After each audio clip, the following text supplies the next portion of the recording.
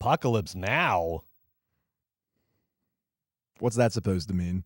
The Megalopolis trailer just dropped. Oh my God. Well, we got a full trailer for Francis Ford Coppola's final film. No, he's already working on his next one, his wine money movie. His long gestating passion project, Megalopolis. Brett.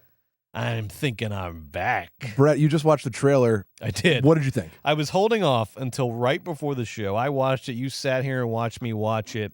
Yeah. Look, overall, I love it. I'm in for the game of it all. Just the rascally game of it all. I'm happy to hear that. It's very funny. The trailer starts off with this sort of retrospective of Coppola's career with these very out of context snippets about, and the theme is like, they said The Godfather was a bomb. They said Apocalypse Now was going to be a disaster. They mocked Dracula, Bram Stoker's Dracula. Mm-hmm. He's basically saying, I've been down this road before, and all I have to show for it is massive fucking hits, baby. So here we go again. Here we go again. Two issues with that. Number one, Coppola has had tons of massive bombs. lots of bombs. No, tons. Lots of big bombs. Just more. I love him. Check the more than hits. Yes, more and bombs. I love than him. And that's just facts. That's just money. Well, see, that's what I think Coppola is like. He's getting very reactionary, and I can tell he's getting mad about the negative press about how Megalopolis is going to be a disaster. But I don't want to see him get reactionary. I want to see him just get fucking cool and calm and above it all, baby. But right now he's getting very reactionary because it's like, Francis, you have had a lot of bombs. He's had a lot of bombs. Yeah. But now, first thing. Yes. This movie, Megalopolis, had so much trouble finding a distribution partner because it was so hard to market. And please excuse me, Lionsgate has sent out this ad. And I just want to say, I don't know if Francis Ford Coppola saw it. Good point. Maybe very good point. Maybe not. But then I have a second thing to tell you. And we got to talk about Lionsgate too. You know what? Honestly, I'm glad you brought that up because let me retract. I don't want to put this at Coppola's door. I think Lionsgate is in panic mode because we're going to talk about it, later on the show. But Borderlands disaster, and then we are a day away from a Crow disaster. Yeah. And then they've got Megalopolis. Wow, we are in But Brett, any studios looking to buy low? It's never been a better time to snatch up Lionsgate's very impressive I'd catalog. love to buy Lionsgate because we'll talk about it in the main show. Their catalog is amazing. Yes, they are about to put together a 3-in-a-row string of massive financial failures that are kind of unprecedented for this 3 in a row. This 3 disasters this big in a row. But we'll talk about that later. What else do you have to say about the Megalopolis trailer? Lionsgate has immediately pulled the trailer because none of those quotes are real. I knew it. Not a single one. I knew it. Everyone went back to everybody's reviews. Yeah, what happened? They just made them up. Some of them are snipped from the Pauline Kael ones, from a completely different movie. The Owen Gilberman ones from a different movie. Some are just completely and fucking fabricated. What the fuck? They made it all up. Pauline Kael loved The Godfather when it came out. All right, Joe, thank you, because this was my other point, and I'm glad that this has already been sorted out. Yeah, this has all been taken care of, man. My it's first a big, thought was fraud. well, Francis, you have had tons of bombs, and B, I was like, The Godfather was the biggest box office success of all time. Yeah. Weekend one. It invented wide release. Right. That's how big pre-Jaws. It was everybody the first knew it was going to be. It was exactly. Yeah. It was Jaws before Jaws. It was everybody knew it was going to be big, and so they invented the concept of wide release for The Godfather. That's right. The Apocalypse Now. Anybody that was doubtful before it came out, fair, because it was a fucking nightmare production. But then the second it came out, everyone crowned it a fucking masterpiece. What are you talking about? Right. Okay, all right. So they just made up this narrative. So Lionsgate had to apologize. Very Trumpian of inventing this persecution complex of someone who has enjoyed nothing but success when success has been deserved, but has also had some, fairly recognized failures. Lionsgate Coppola must be pissed. This wasn't him. Do you He think didn't authorize then this. there's this? Yes. Did Lionsgate purposefully do something false to inspire another day of press and interest around Megalopolis? That's the other percolating drama. We don't know, but they saw what happened with Borderlands. It Ends With Us. It ends. Honestly, we'll Ends look at With the Us, box office exactly. in a second. All press is good press. Props to It Ends With Us with like conjuring controversy out of nothing, out of nowhere. We covered this last week, but oh my God, the more I've been reading into It Ends With Us, I was like, I don't think anything happened here beyond a movie got made, beyond like a forgettable movie got made. But props to them for generating this sense of like fucking like almost like, you know, old school like Barbara Streisand era fucking behind the scenes, big personalities clashing. I don't think it's an act though, Brett. You know, the word on the street is that it's an obvious target for a sequel. There's lots of other Colleen Hoover books, blah blah blah. Oh, the money is good, baby. The money's a flowing, but the Baldoni and Blake Lively feud is real. It's real, and it might prevent a sequel. That's the word. So wow, you know. So who do they keep for the sequel, Baldoni or Lively? Oh, Lively. Not Baldoni. I don't know. Baldoni's a real talent, baby. He messed with the wrong woman. He messed with Taylor Swift's best friends and Ryan Reynolds' wife. Yeah, who is Baldoni and have on his also side? just Blake Lively, who's insanely famous. And who's Baldoni? He's just a good-looking guy we heard about last week. He's a good-looking guy who passionately dragged this project into reality. Yeah, I know. Weird. I mean, not that weird. It was smart, but crazy. Okay. Well, look, you got to play the game if you want to be and successful in this that's business. what play the Lionsgate's game. doing. They're what trying to play the game. They immediately immediately failed and got pulled. Yeah, pretty embarrassing Wow. stuff. Okay. But what do you think of the actual? Before we get, all right, sorry. good. Yes. What about, beyond the stupid bullshit, yes. like. If I may, and I get it, I'm a homer here. I'm being like annoying you picked this about on your it. fantasy team. I want this to be amazing. I've read everything about it. I revel in all of the mishigas except the sexual harassment part. Yep. But I thought, I mean, the images look amazing. B, crazy. C, the lines, the themes of we don't have to go down this horrid path of excess. There's time to reconduct our society. It sounds bombastic. It sounds old manny. But you know what? I need a little themes. I need a little oomph in my cinema. And we'll talk about that more, Brett, when we talk today about Alien Romulus. Yes. I could not disagree more. I thought the aesthetic was like Zack Snyder-y. I was like Coppola. Wrong. Where are we, my man? Where are we with the aesthetic? The aesthetic feels Batman versus Superman. The themes feel heavy-handed and pretentious. This reminded me a lot, speaking of Alien, which is going to be tonight's going to be a big Alien night. Alien heads out there, tonight is your night.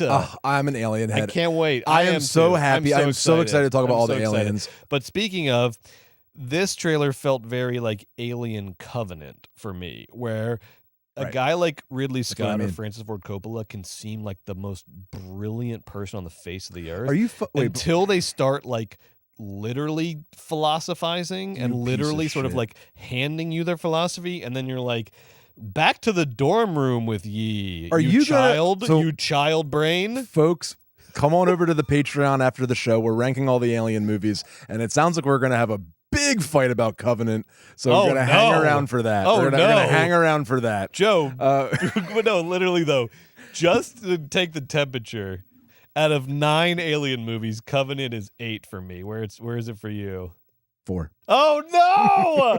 Oh no! There is no way we're getting to a single list, but we have to. We have to do it. Brett. So come back. It was 3 this morning when I woke up, and it was 3 when I woke up, and I had a whole flight from DC to LA to think about it. It's 4. Movie. It's 4. Oh, Brett, let's do the theme song and we'll rank aliens later. All right, tonight on Movies, baby. Oh my God, we are 8. We are Dumbass. talking Alien Romulus, the big new release of the week. We are talking Hollywood breaking news. We're talking box office. And then in the second hour for Patreon only, we are ranking the Alien movies worst to best. And come hell or high water, to quote Taylor Sheridan, who came up with that phrase, we are going to get a single list. We are going to get a single list. And it's not going to be as easy. Like, you just heard, I have Alien coming in at 8. Joe has it at 4. It's not as simple as just evening it out at 6, because what does 6 mean? 6 is loaded. 6 is loaded. If that's your attitude towards Covenant, we're gonna have like a problem tonight. So I'm looking forward to that. I honestly can't wait. I need more problems in my life. Are you ready? Yeah, I'm so excited. Then Margo, roll that theme song. There it is. Ah, did you miss this? I was gonna talk to you about this. We haven't missed a week. I can't get enough movies, baby. I can't get enough movies, baby. But how about you? Do you have it bad too? Spoiler, yes. I know you do. Whenever one ends, it's like the death of a friend. I get to wishing that there were 2 more reels. And then a voice cries out, "Move, baby, you're in my seat, and you don't want to mess with who the Philly movie freak." He's asleep. Wake up. I can't get enough movies, baby. I can't get enough movies, baby. Oh, yes, it's true. Oh, I've got it bad, too.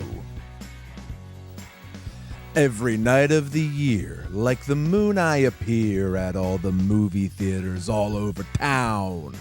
Cut to black, roll credits. Whoa, baby, I'm lost in a fog. I need someone to talk to. Look, the Georgia movie. Hi. Dog. Dog, dog, dog, dog, dog, dog, dog. I can't get enough movies, baby. I can't get enough movies, baby. I can't get enough movies, baby. I can't.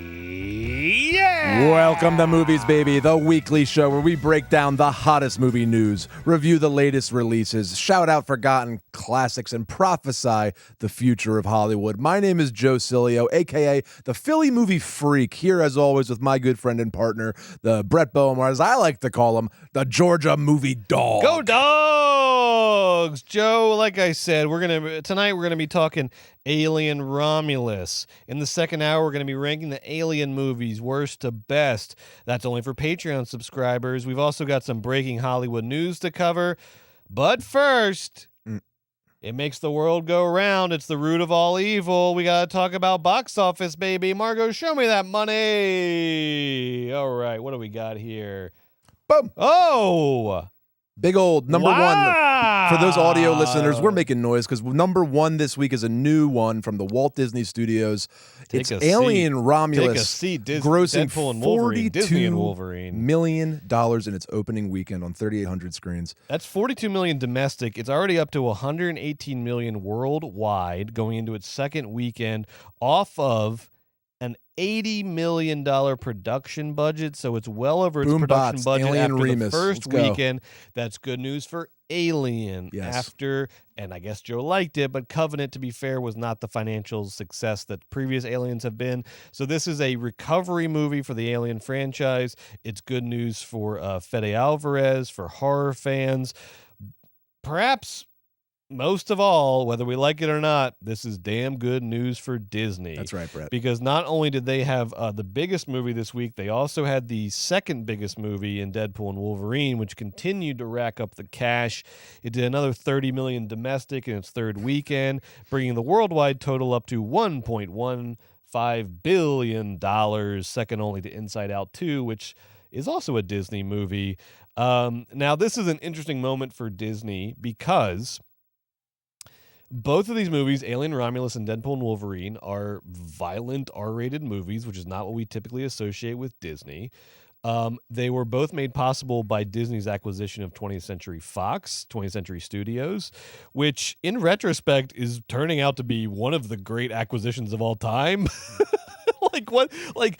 This reminds me of when you already have the best team in fantasy, and then you pick up 2 stars off of the waiver wire. Yeah, the Warriors got Durant because of the trade. It's the Warriors getting the Durant. draft was all weird. It's they already had they already have the biggest movie of the year in Inside Out 2. And then they get then they're getting now they have the top 2 movies, of this week off of an acquisition Disney is Disney is in full takeover mode right now, and it's a little scary. They're huge. They're powerful, and they really do need the box office success.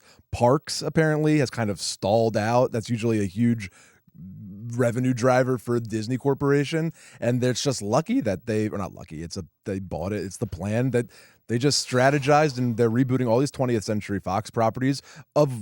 You ever watch a movie before? They made all the best franchises ever. Now it's all Disney. And you know what though, Brett? We'll talk about it later. It shows in the results. Yep. And it wasn't like a done deal because, again, look, apparently Joe liked Alien Covenant, but the franchise was not at a high. The Alien franchise, as an example, was not at a high point when they got it.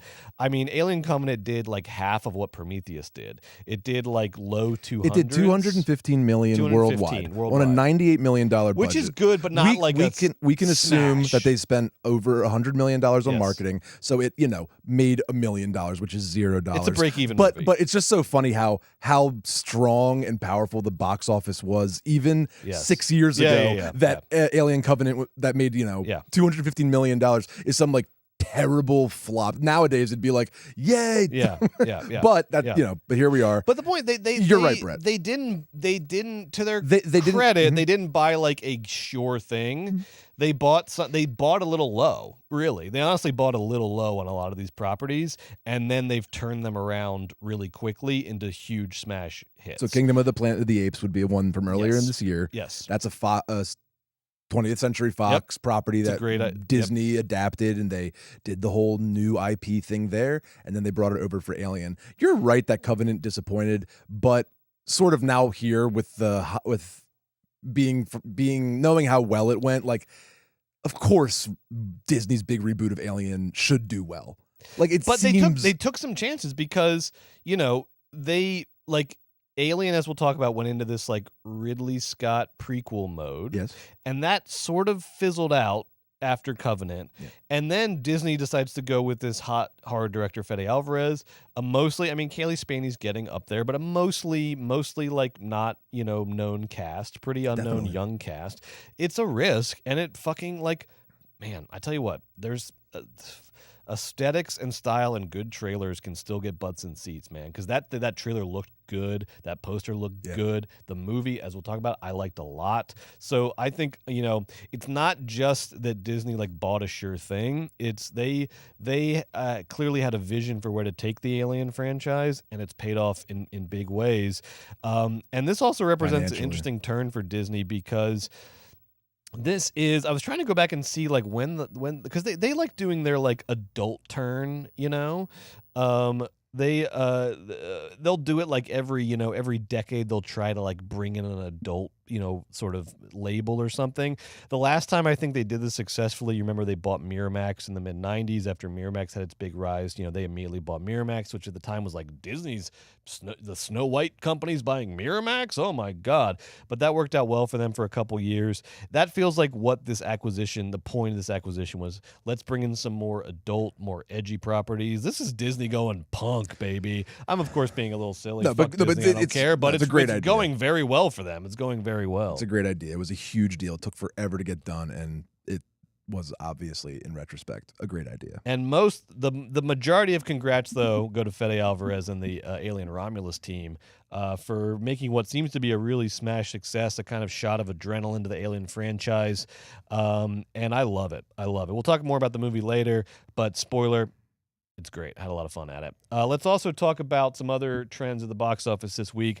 It Ends With Us, Sony's kind of like little sneaker hit of the like surprise kind of sneaky hit of the summer. I know it was a big book, but that's never a guarantee, particularly a book that's not like a genre book.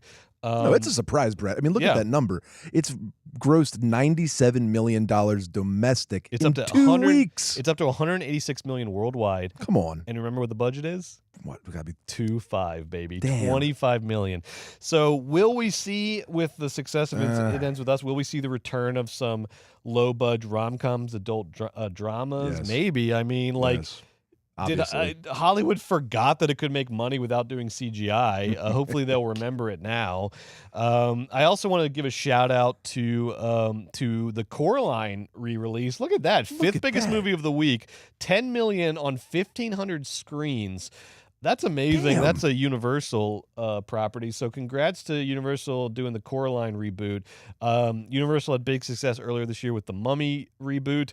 This has become such a smart strategy for these studios to just roll out your like. So like the roll out like movies that have like that became like that gained popularity, that became cultier early on. Those seem to be the big money makers re-release wise. You know, movies that have become sort of like, you know, reanalyzed or sort of re-understood. Those seem to be the big ones, the growers. Like, I don't know. Like, what if they just like, I don't like it, but what if they like re-released like Fight Club in like on like 3,000 screens? That would it'll make $10 million. Yeah, they would. Like, yeah, it's like, a great idea. Like these re-releases are doing great this year. One last thing to point out. One last thing to point out in the box office is just how, speaking of the Lionsgate sort of jumping on them again, Borderlands fell 71% in its second week to 10th place. $2.5 million. We have not seen this, basically rounding up a 72% drop in the second week. We have not seen that, I think, this year. That's compare insane. that to, that's more than Harold and the Purple Crayon. That is such a massive drop. Oh, Harold and the Purple Crayon. I understand. But Harold and the Purple Crayon there's a 50% drop. Of course, the second week is always or most often less than the first week, but 72% is a tremendous drop, especially because it's still on 3,100 screens for a total domestic gross of $14 million. And let's remember, pitiful. Let's remember,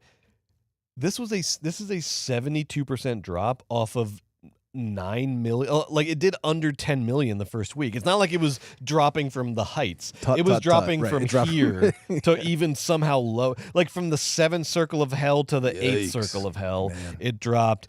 This is bad news. The problem with Borderlands is it had the box office death sentence is where you have a bad opening weekend financially and then you get bad reviews on top of it. That was the double whammy for Borderlands. The fan group that should have been its core audience was its like most vehement critics.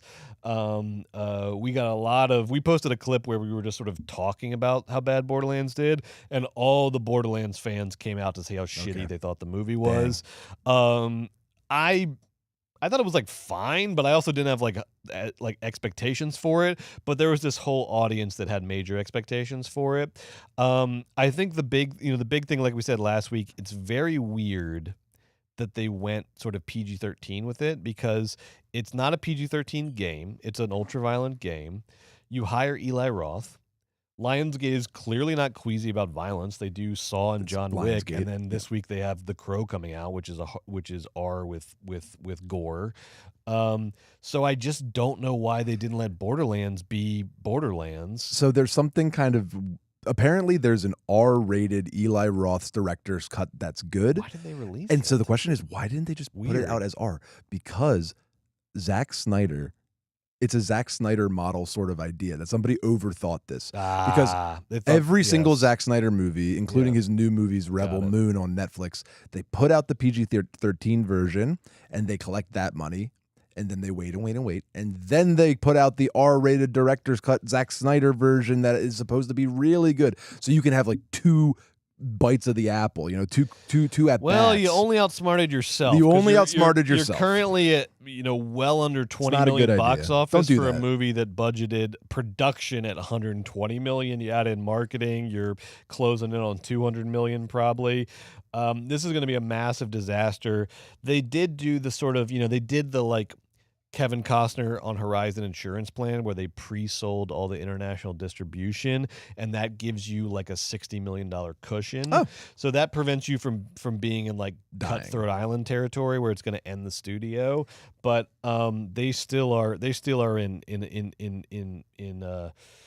in pretty troubled waters right now. And speaking of troubled waters, it's only going to get worse for Lionsgate moving forward, because this weekend, and we'll get into the movie news now, this is the headline I have for this week's news, is The long-awaited Crow remake is coming out this weekend, and this is similar to Borderlands. It has a relatively small but devoted niche fan community, right? After based on the original Alex Proyas film These with Crow Brandon guys, Lee. they People love the Crow. I like the Crow a lot. It's a fun, just like goth time capsule back to the 90s. It's a lot of fun.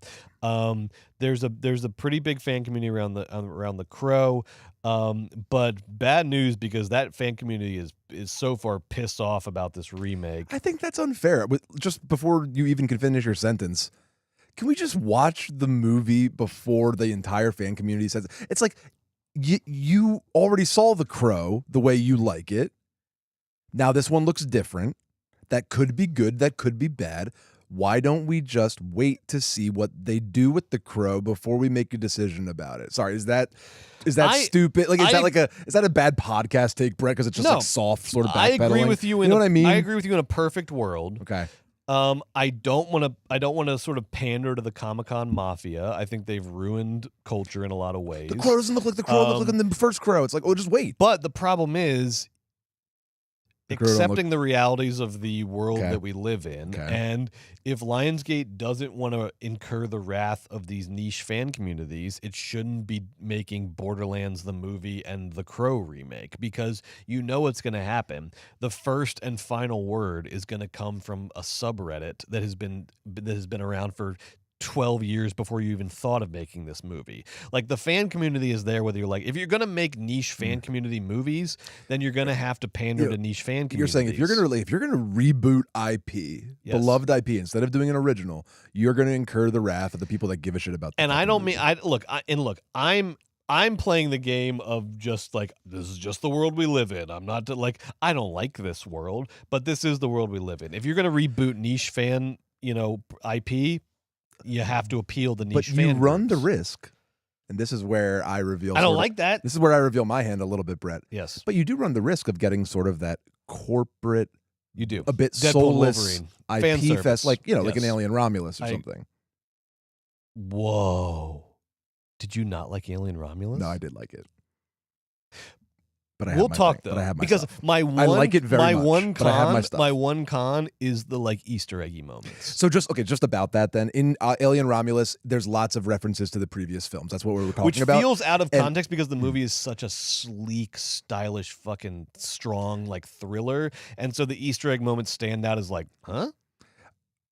So you run the risk of, I'll say right now, Alien Romulusing it, where you just, which is a bad example, but like you just sort of do the fan service thing, and then all the nerds are happy or something, or like whatever they think happiness is, and then you don't ever explore the story or explore here's what I'll say. Different versions of the way to think about it or whatever. Here's what I'll say. Because I am well on record that I hate the concept of fan service. I don't know. It's not a genre of movies. It is not a way to approach making movies. It is a way to approach making Funko Pops. It's not a way to approach making movies. I would say when it comes to the Lionsgate properties, the Borderlands and the Crow, you at least then have to offer an exciting alternate vision, because to me, like, Alien Romulus is such an exciting singular aesthetic vision that gets us back in the world of Alien in a really strong way. That the Easter egg moments were not that big of a deal for me, whereas when it comes to Borderlands, they did not do the fan service route, but they also didn't offer like an exciting alternative to the fan service route. They just sort of flopped in the middle. And similarly, the Crow, the issue that people have with it is it looks like the aesthetic of the original Crow is great. It's just 90s goth. But now the trailer, the promos all look like Suicide Squad, Jared Leto, Joker. And it's like, oh no. Right. Oh no. Do you think this is cool? Do you think this is cool? I didn't say it looked good. I'm just saying, can the nerds, like, they finally did what you wanted. But the trailers matter. Reboot. The promos matter. This is part of the battle. You start fighting the battle immediately. You're not wrong, Brett. Right? Look, I'm going to go pay money and see the movie regardless because I have to for the show. For the podcast. But if you're marketing a movie, you're selling tickets from the first trailer. They're selling tickets from the probably first poster. Bill Skarsgård was supposed to be famous by now, and FK Twigs is supposed to be cool, and like neither of those things happen. Here's the issue with Bill Skarsgård too: is that Bill Skarsgård is the Doug Jones of the Skarsgård family. Bill Skarsgård is the creature of the family. He is great at Pennywise. He is great. He's the Nosferatu, baby. Andy Serkis. Right, thank you. He's Nosferatu. When you pull him out from behind the mask, it starts to I think he is a great creature actor in the line of Serkis and Doug Jones. I don't think he is a sort of standalone do-it-himself. I mean, we saw he had that movie Boy Kills World that came and went from theaters very quickly, made $3 million. I have no reason to get rid of Bill. You're not getting rid of him, but I think you're putting him in a box. I want to see Bill's range. Bill was good in Barbarian. Remember, he sort of sets it up in the beginning in the first half. That's right. And he does a good job. But it's a horror movie. He's playing a scary guy. You know what I mean? Yeah. So I hear what you're saying. I think Alexander I want to see Bill is do more. Great actor of that generation of Skarsgårds. I love him. I think Bill is the fun monster creature character. Calling him Doug actor. Jones is no slight. That is high praise. No, high praise. The dream career. No, I know. Absolutely. I didn't mean to imply any slight at all. Like, no. That is a dream career, but it's just about knowing what you do well. Right. I think he's best as the creature actor, as Nosferatu Pennywise. I'm sorry, is the Crow not like a creature? He's just like a guy who's goth? Not really. Well, but here's the thing: is they could have. Okay, there it is. I've never seen the Crow. They could have creatured him up a little bit more and gotten away with it. They're doing sort of like Skarsgård with tats. Yeah. and it's just a little, I don't know. I worry about him. Yeah, but I worried about it looks Glenn like Jared Leto's Glenn Joker. Summer. It looks like some sort of like, I don't know. See you here next Burbank Starbuck nerds version of goth. It's just like lame goth is what I'm getting from it. I'm not liking what I'm seeing. Oh no. Well, we'll watch it next week. We'll see, because last week I predicted that Borderlands could sink Lionsgate. I was saying that half seriously because we're no longer in the era of Hudson Hawk and Cutthroat Island. We're now in the era of very clever accounting, and no movie that goes into a theater has not already thought out every contingency plan. But Borderlands, Crow, Megalopolis. Well, now we start to get into maybe everybody can get fired. Maybe there's like three Cutthroat Islands equals one. Three Cutthroat Islands equals one Cutthroat Island in this era of the system. Businesses, and the industry. Businesses can depreciate in value. Yeah, you know what I mean. Yeah. Like these companies, it doesn't matter the financial output of the company. Having a terrible year, you're right. Mean fans on the internet will not sink Lionsgate, but it could depreciate the asset. I would not be surprised. I guarantee right now major studios are starting to look at a like buy low scenario with Lionsgate, because I also we've given them shit coming off of this crazy run that they're on right now. Lionsgate is one of the great success stories in Hollywood. They are really the last of the mini majors. They've stayed outside of this onslaught of acquisitions that has gone on over the last 20-30 years.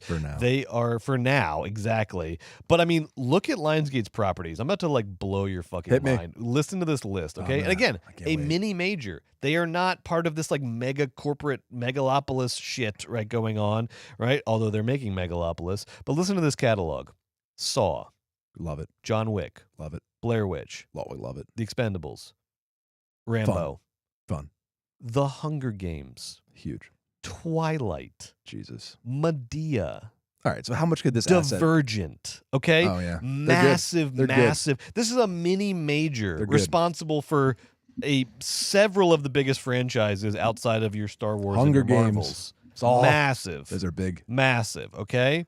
So I would love for Lionsgate to ride this out and maintain its independence as a mini major. I would hate to see it become Warner Brothers Discovery Lionsgate would suck.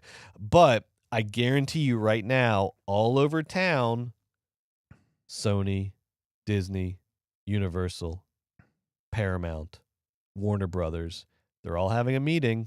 And the topic of that meeting is Lionsgate buy low. Lionsgate buy low. Do a 20th Century Fox. Because can you imagine? That's really They're good. Salivating over that catalog. Who Salivating over that catalog. Warner Brothers, but Warner Brothers has no money. We'll see what happens. We'll see what happens. Now, Joe, I want to premiere a new segment on Movies, Baby. This is very exciting. I don't even know if we've ever done one segment, but here's not in a long time. Here's a new segment I want to premiere. A new segment called Plus Minus, baby. Plus Minus. Plus Minus. What we're going to do on Plus Minus? There it is. Look at that. Bang. Plus Minus. Plus worked minus. So hard on that last night. Plus Minus.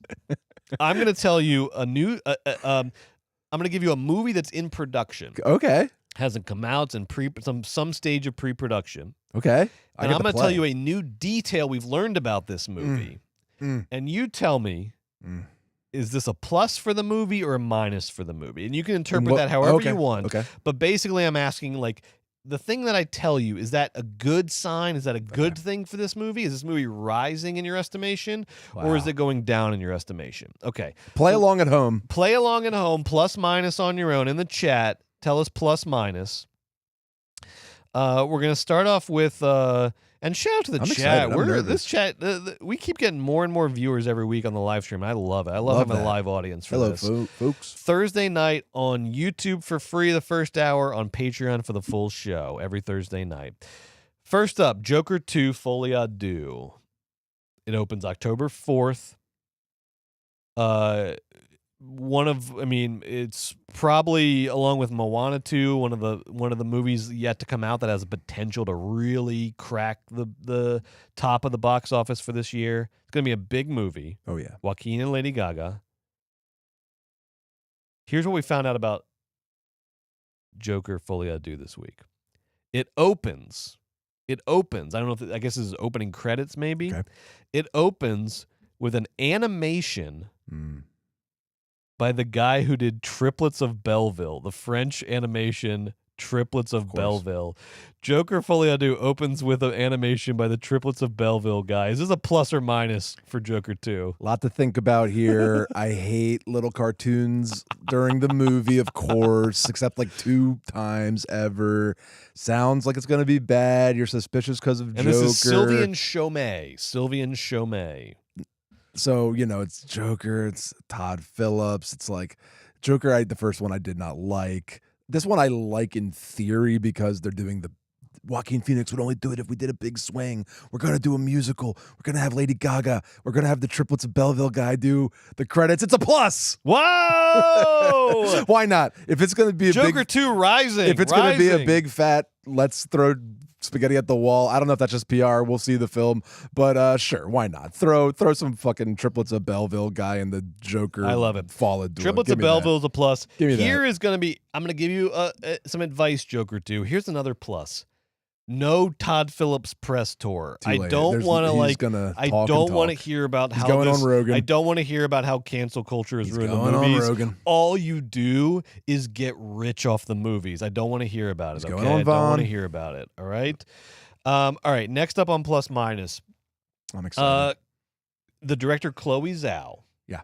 Who was, meteoric rise, right? Coming out of indie movies, with The Rider, etc., and then makes Nomadland, wins Best Director at the Oscars, second woman to ever win Best Director, first non-white woman to win Best Director at the Oscars. On a meteoric rise to success, right? And then kind of stalls out because she falls into Marvel world in Marvel's kind of weird lull period. To quote Deadpool and Wolverine. Yes, makes the Eternals. The Eternals, thank you. Not great, kind of, what's Bad. going on. So everybody's now like, okay, where does Chloe Zhao go from now? So Chloe Zhao now, her next project, I'm excited for this. Hamnet. Do you know about Hamnet? A little bit. All right. So Hamnet is an adaptation of a Maggie O'Farrell novel, and it's about Agnes Shakespeare, the wife of William Shakespeare. Because as you know, as all English majors or English major adjacent people will know, William Shakespeare had a son named Hamnet who died young, and that to some extent, it's debated by critics, to some extent that was the inspiration for writing Hamlet, right? Or fed into the creation of Hamlet. And so this movie is sort of the behind the scenes of that process, but really focusing on Agnes Shakespeare, not William Shakespeare.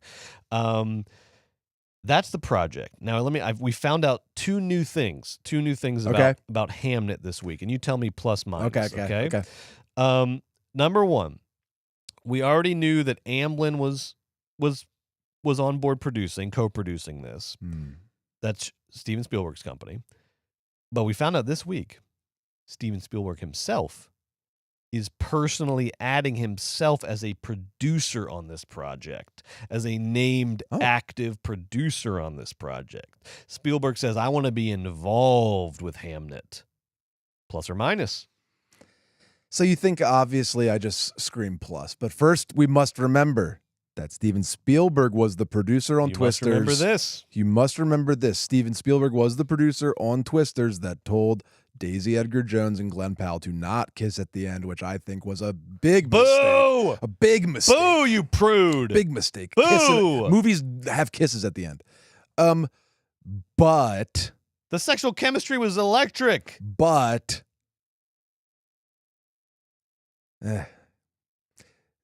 who wouldn't want, at the end of the day, Steven Spielberg as one of your team members and producers on a project? This is about you, though, Joe. This is about you. Is this a plus or minus for you? For me, the viewer, this is a plus because I don't like any Chloe Zhao movies. And then for me, the guy, if I was Chloe Zhao, I would want Steven Spielberg to work with me and like be a producer and give his 2 cents because he's fucking Steven Spielberg. I'm going plus. All right, that's a plus for Joe. I don't know if I get to weigh in, but for me it would be a minus. I do not like Spielberg as producer. It feels like Spielberg as producer, from what we've heard about Twisters, particularly now, it feels like Spielberg as producer is this cranky old prude that just sits at the edges of your movies. He's produced like 300 movies. He's the guy at the prom who comes out with the ruler and makes you dance farther apart. Too close. You're too close together. Get farther apart. Steven, pro-Israel Steven. No, boo. Just make your untitled alien project that was teased at Comic-Con. I will say I've been a little hard on old Steven lately. I did love when they did that big graphic coming out of Comic-Con where it's like, here's all the new releases, and every single thing was just a sequel. Part 2, Part 3, Part 4, blah blah blah. And then there was just Spielberg's untitled UFO project, and I was like, God bless you, sir. God bless. He's just doing another alien movie. Do you know Colin Firth is circling the project? I Brett? love that. Come on. All right. One more thing about Chloe Zhao's Hamnet.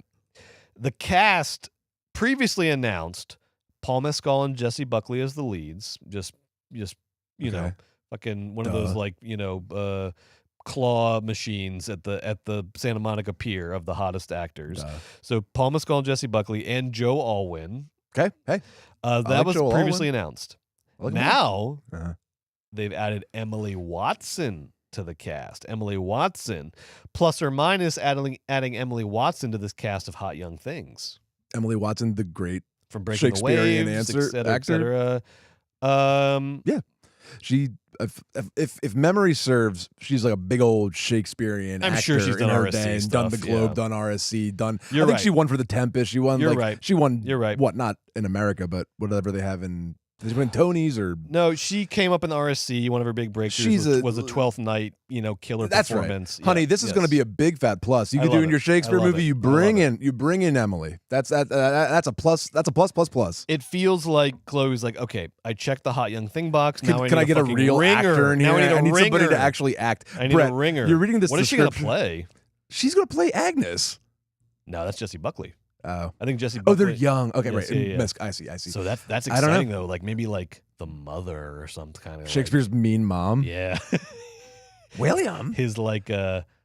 His Livia Soprano would be amazing. Oh, that's really fun. Amazing.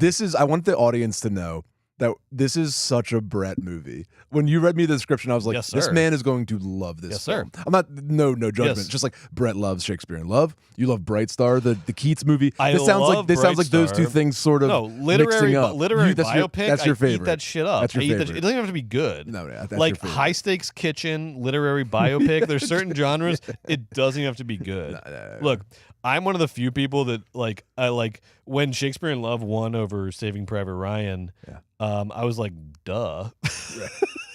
What's the controversy? You didn't know there was a controversy until Yeah. years later. So it was like okay. some dumbass World War II movie versus like the best movie about Elizabethan theater ever made. Give me that, please. Wow. I've never seen Shakespeare in Love. That's crazy. I know. It really it's is. honestly so good. I would love it. So good. And, Saving Private Ryan's not my Sure, favorite. like Tom Spielberg Stopper. Don't movie. give me this shit about how it's like some like flimsy period piece. It's fucking tight. It's really good.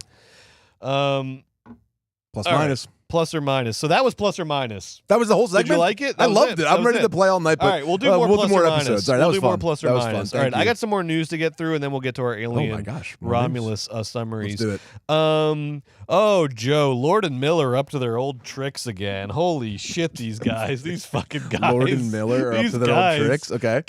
Do you not want your career? I'll take it. What's wrong with So you? Lord and Miller. Okay, Just for my Phil Lord refreshment, and Chris Miller. They Okay, made the Lego movie. Phil Lord and Chris Miller. If we flash back to 2015, these guys are the like ascendant new Spielberg fucking mega director stars, because what they did, what they made their name off of, is turning, much like Spielberg with Jaws, turning unlikely sort of like weird out there properties into these unlikely hits. They did it with the Lego movie, which has become a whole franchise. They did it with 21 Jump Street. That's right. And they did it with Cloudy with a Chance of Meatballs. So these guys, I mean, that's a hell of a run in terms of inheriting these kind of impossible properties and then making them into these in a mainstream sense, these sort of hip with it hits, Totally. So they were in, around 2015, they were at the top of the world.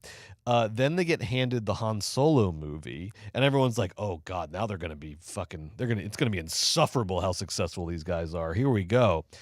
But then the turn started to happen because there was talk coming off of the Solo project that they were hard to work with, that they were too demanding, that they wouldn't compromise on things. And they got taken off the Han Solo project, eventually got handed over to freaking Ron Howard. So they got taken off of Solo.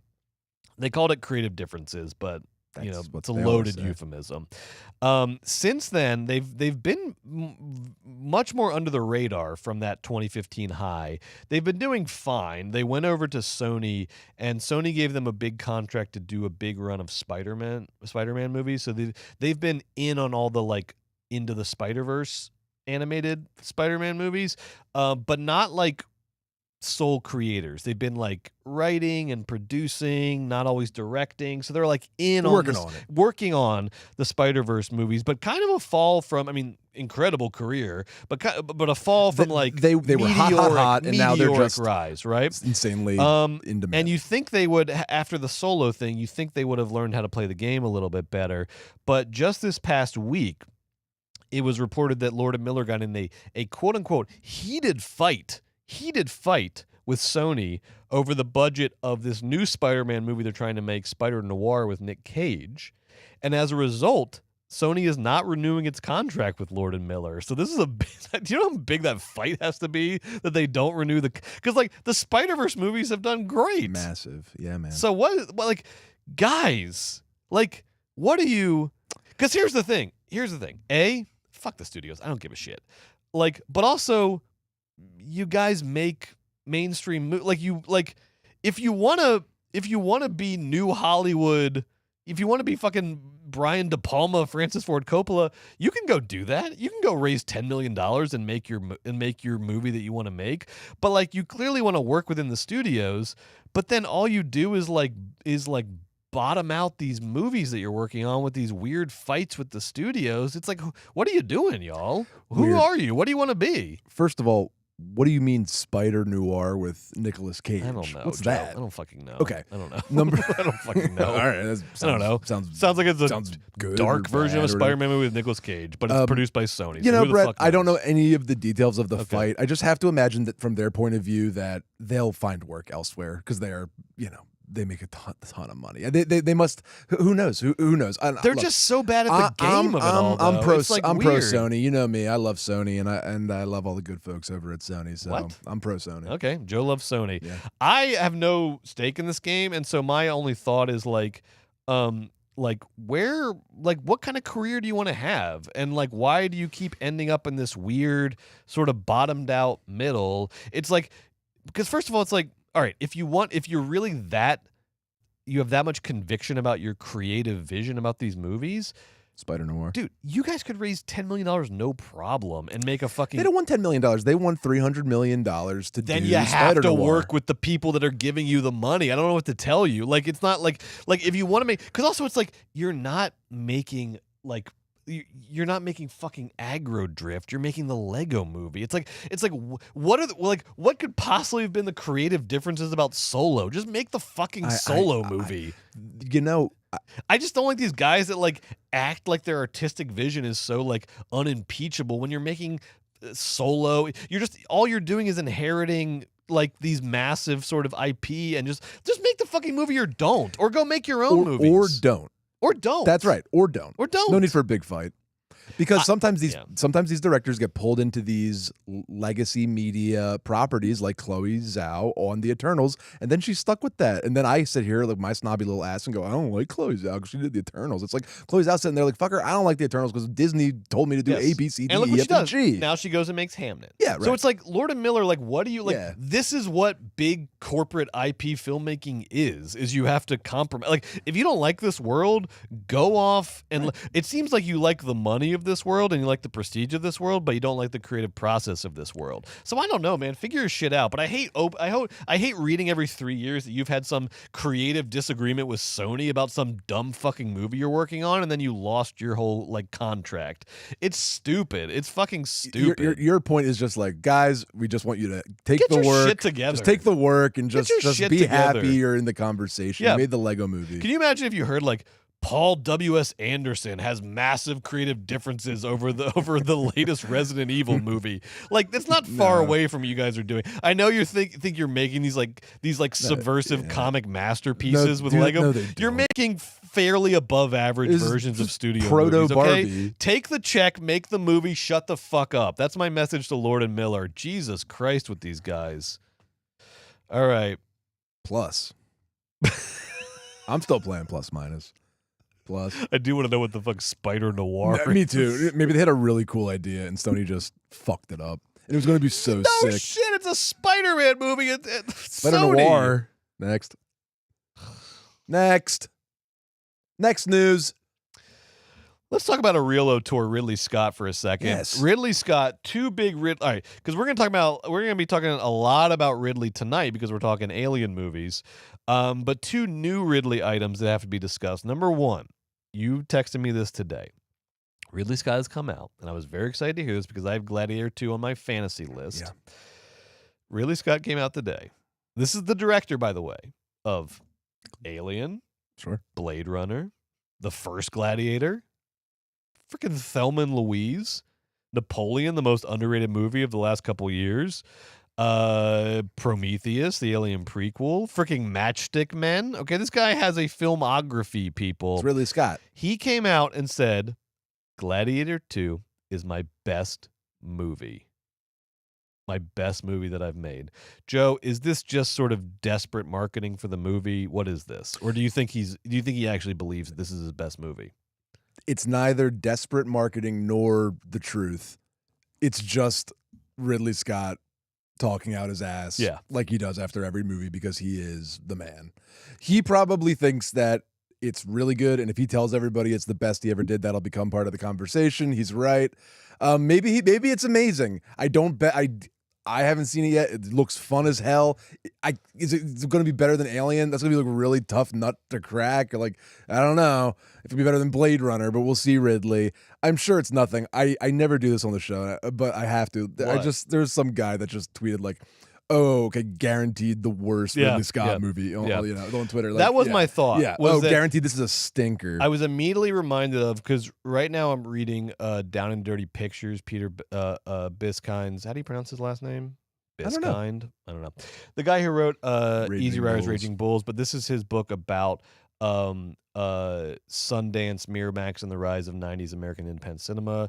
And I was immediately reminded of like Harvey Weinstein marketing in the early 90s, where like he would just lie about the movies. He was like, I just need butts and seats. Yeah. They're not going to remember that I lied to them, and they're going to come out to the next movie that I lie about. No one's keeping track of any of this. He would just, That's right. He literally like, he bought this. One of the craziest stories is, and I'm going to talk more about, I got a basement. Can you imagine having a basement take on Harvey Weinstein? But I do have a basement take on Harvey Weinstein after reading this book. Guy stinks. He stinks. But no, I just want to take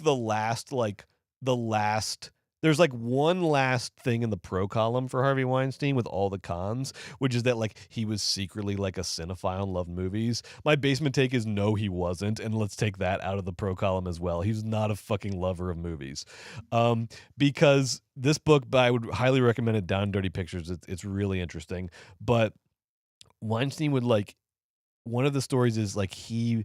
The first movie that Miramax won an Oscar for was called Pele the Conqueror, which was a like, I can't remember what country, but Scandinavian film starring Max von Sydow. Very like, you know, Bergman Scandinavian, just a like dark, dismal, like nightmare of the soul kind of movie. And there was like one scene in it where a like peasant girl is like sort of falling out of her clothing, but she's also like trying to like survive. You know, it's not like a sexy scene. She's just like, but apparently Weinstein took that like shot and made it the poster and sold it as like a European like sexy art house movie. This just like dismal. It's like, it would be like selling like the Seventh Seal as like 9.5 weeks basically. And so Weinstein did that, and it got butts in seats. It got people seeing the movie, and then once they were in the movie, they like didn't remember the marketing, and because it's a good movie, it's a very good movie. But he would just like no one has like more shamelessly like misrepresented movies to sell them. So anyway, I'm reading all of this, and then you sent me this quote from Ridley Scott. I was like, oh, Ridley just wants butts and seats. Butts and seats. He wants butts and seats. He hasn't seen the final cut yet. Care. He has no idea. No one's going to remember. He wants butts and seats. Mm-hmm. This is not going to be Ridley Scott's best movie. I do think it's going to be good. Oh, I think it's going to be good. Good. It's not going to be better than Alien. It's not going to be better than Alien. It's not going to be better than Blade Runner. It's not going to be better than Alien or Blade Runner, but it's going to be good. Okay. Speaking of Ridley Scott, a project that has been bouncing around Hollywood for several years has been this Bee Gees biopic. It went from different directors, Kenneth Branagh, Lorraine Scafaria, who did Hustlers. There have been a lot of different people like that have been associated with this. They've all sort of fallen off. Ridley got attached to the project, and lo and behold, once Ridley got attached, we've got a filming date. We've got the whole timeline's taking place. So the Bee Gees biopic, directed by Ridley Scott, is happening. It's going to start shooting in early 2025 next year. Working title, You Should Be Dancing. Hopefully they change that. I cannot wait for a Ridley Scott Bee Gees biopic. We don't have cast. We don't have nothing. What do you think? Are you excited? Ridley Scott is one of our great directors, and we're lucky to be alive when he's still making films.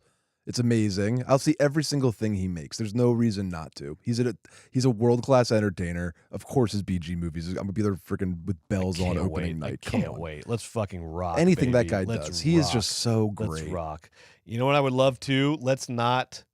Because how do you make one Bee Gees biopic? Let's do the Sam Mendes route. I want like 2 to 3 Bee Gees biopics. Trilogy. The first one, I don't want to know nothing about disco. I want just like Odessa era Bee Gees. Let's just get that covered in the first movie, and then we can deal with disco later. You better call Ridley soon, because I'm afraid he might get it all sort of condensed into one. He'd get out ahead of it, give him a ring. No, that can't be one movie. How do you make one movie about like Odessa, Trafalgar era? Actually, I mean, knowing Ridley, he pitched the 8-part saga, and the studio was like, "Well, you can do one," and he was like, "All right, I'll do one." I hope it's fucking 4 hours long. All right, 2 more news items, and then we're gonna talk Alien Romulus. Great. Okay, Oliver Stone said, because Oliver Stone has been in like weird self-financed documentary mode for a while now. Doesn't seem like anybody wants to finance an Oliver Stone movie anytime soon. His last big-ish movie, I think, was that Snowden movie with Joseph Gordon-Levitt. Since then, it's been like Snowden. Since then, it's been the thing where he was interviewing Putin and different documentaries. Yeah, exactly. Oliver Stone says he is planning, and I don't know how much. I don't know who's supporting this plan, but Oliver Stone is planning to direct one more ambitious film. This is the director That's of what he said. Platoon. One more ambitious film. And one more quote ambitious film. Good. What a okay. What a slight to his own. I know. output. Like, yeah. What? Okay. Weird. No, I got one more ambitious one. I mean, not like these fucking documentaries I've been shitting out for the last 3 years. This is the director of Platoon, Wall Street, JFK, Born the 4th of July, The Doors, Natural Born Killers, Nixon. This guy can do ambition. You can't say he can't do ambition. You can debate the quality, but he can do ambition.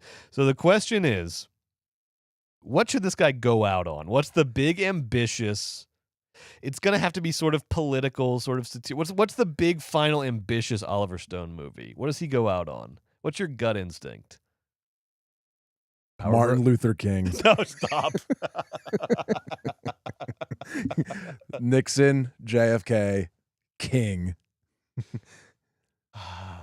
That'd be good. He's dumb enough to try it. He's pitching it. Because I was thinking like the power. No one's ever done like a Robert Moses like Power Broker adaptation. No, that's something that like somebody brilliant would do. No, this has to be like a hacky. Look, by the way, just for clarity's sake, I really love Oliver Stone because he's just a great filmmaker with a crazy filmography and a weird story, and like he wrote Conan the Barbarian. That's politics. Enough for me. And I love the movie JFK. Like I love that movie. Great. That movie is amazing. You cannot talk to me about JFK. That movie's great. When you think about like what I want out of an Oliver Stone ambitious movie, I want JFK. I want 3 hours of conspiracies and lies and propaganda. Donald and Sutherland politics. on the bench. That's all you have to say. Donald Sutherland on the bench. Movie is talking amazing. Absolute nonsense for like 8 minutes. And it's riveting. His movie W, where Josh Brolin plays George W. Bush, an insane movie that's not good, but like I've watched like 4 times, right? So it's maybe crazy. So he could do. He has to do like his Trump. He could do like a W, but for Trump. No, okay,